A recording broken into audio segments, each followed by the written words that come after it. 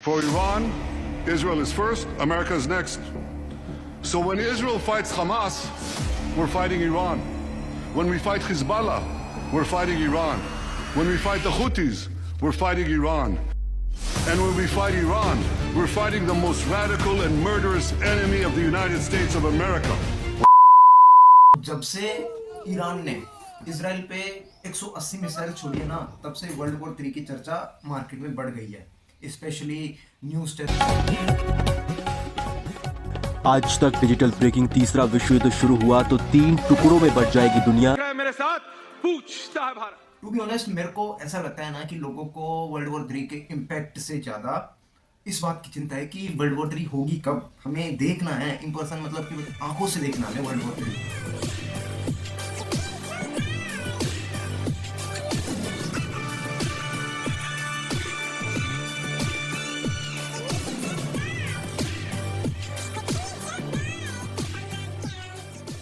लेकिन सीधा सवाल तो यही है, क्या हम देख पाएंगे वर्ल्ड वॉर 3 अपनी आंखों से?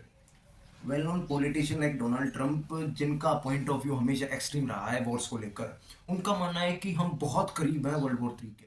Look at what's going on right now with Ukraine. They're surging into Russia. Okay? You're going to end up in World War 3. And it's going to be a bad one. जो अभी ongoing war चल रही है Russia Ukraine और फिर Israel Hamas के बीच, इनमें Iran का इन्वॉल्वमेंट हो जाना एक वर्ल्ड वॉर 3 का ही साइन है। डोनाल्ड ट्रंप कहते हैं कि अगर मैं इस वक्त यूएसए का प्रेसिडेंट होता तो रशिया यूक्रेन वॉर भी नहीं होती, इजराइल हमास वॉर भी नहीं होती। लेकिन डोनाल्ड ट्रंप के लिए ऐसा बोलना बहुत जरूरी हो जाता है क्योंकि वो एक पॉलिटिशियन। डोनाल्ड ट्रंप, मुझे जितना समझ आया ना, उस हिसाब से डोनाल्ड ट्रंप एक ग्रुप का वो दोस्त है जो हमेशा कहता है कि भाई मैं तो ना सकता। Where I could stand in the middle of Fifth Avenue and shoot somebody and I wouldn't lose any voters, okay? It's like incredible. Whether you love me or hate me, you gotta vote for me. Sachin Tendulkar to Virat Kohli. क्योंकि Donald Trump के जो extreme point of views हैं वो होते तो extreme है लेकिन बहुत स्ट्रेट होते हैं, इसीलिए डोनाल्ड ट्रंप को लोग पसंद भी करते हैं world wide. We will find you. We will eliminate you. This is what the end result is.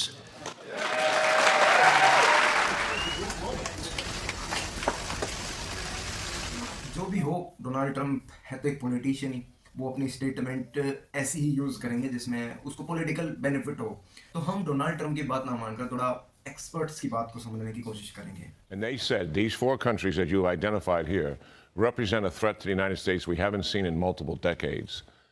Fox News का एक आर्टिकल मिला था जिसका लिंक डिस्क्रिप्शन में है, आप खुद चेकआउट कर लेना, जिसका कंक्लूजन ये था कि यूएसए जो है ना वो एक बहुत बड़ी वॉर के पास जा रहा है धीरे धीरे, और वो वॉर जो है वो ये 4 देश मिलकर कर सकते हैं, रशिया, चाइना, ईरान और नॉर्थ कोरिया। यूएसए के अगेंस्ट ही होगा।